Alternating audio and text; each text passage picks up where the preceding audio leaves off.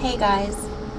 So, all this talk about catastrophe and the end of the world and all of that stuff, um, where does that leave you aside from being depressed and just lost?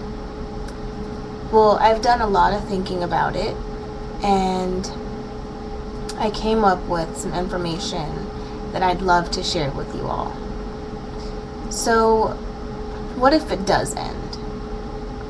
What if all these clues that I'm giving you and that's out there and that people are so convinced of,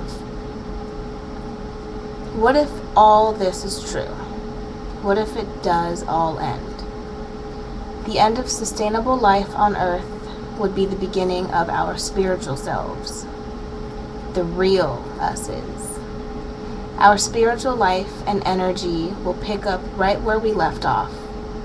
It will be like no time has passed, because there is no time on the other side. The element of space and time are non-existent there. But hopefully none of this is true, and we all go to work every day and go home until forever. But if it does end the way that I have a strong sense that it's going to,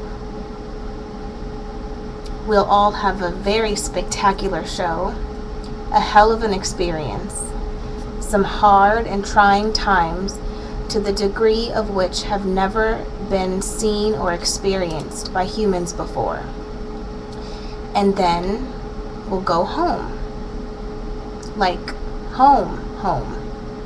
Our real home.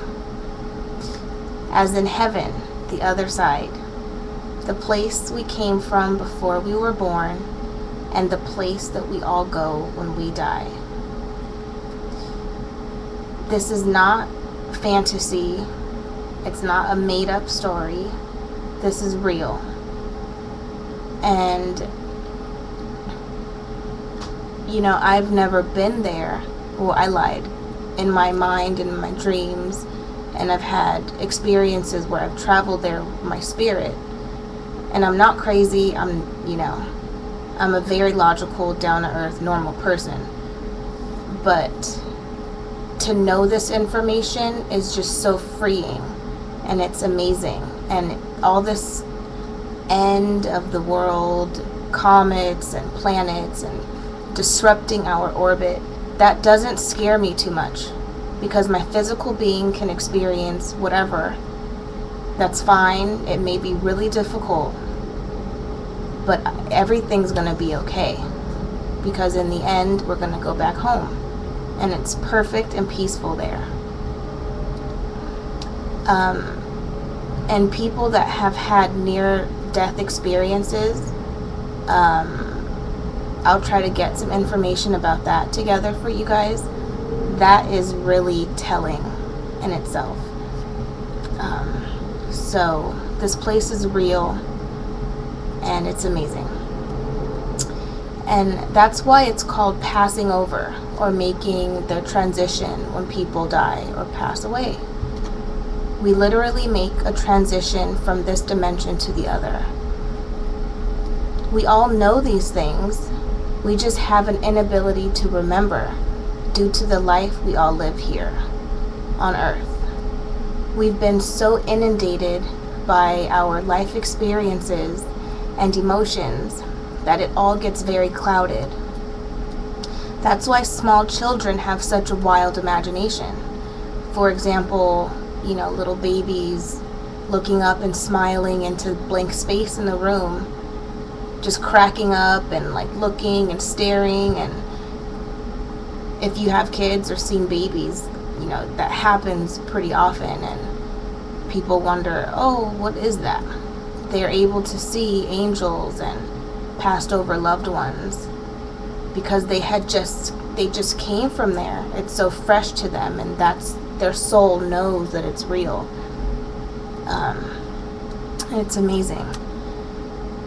But as they grow up and they talk to adults about it, or they have imaginary friends, let's say, and Like, that's real little spirits that they see, and real angels that are in contact with them that they're able to see and recognize. And it's not scary, it's not freaky, it's just a beauty of life. And as they get older, they're told to shut that up and to shut it off, and that it's crazy talk. But it's not. It's the most gorgeous part of life.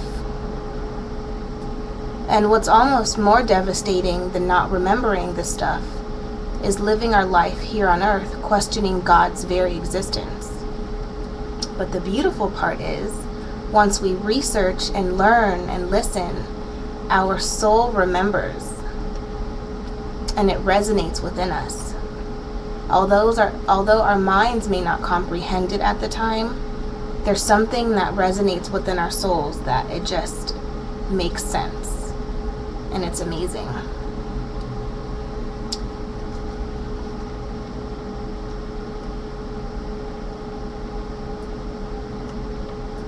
And there's a little quote that I like, that I came up with. I feel like I'm a Christopher Columbus for things you can't see. I like to research and look into things that people don't really go and explore, and that makes me pretty excited. And there's also something too that I wanted to mention. Jesus said, he said during his life that he was born to witness the truth, or he was born to bear witness to the truth. And I've never in my life heard a statement that sums up what I feel about my existence on this planet. It's not to experience love and to have nice things, although that is an amazing part of it, and that definitely is a key part of it. I'm here, and I was created to bear witness to the truth. And I feel like this is what I've been doing. And it feels really amazing. And what else? I think there's lots more, but it's crazy how my first video, I was so nervous, damn near shaking, but I knew that there was something to this.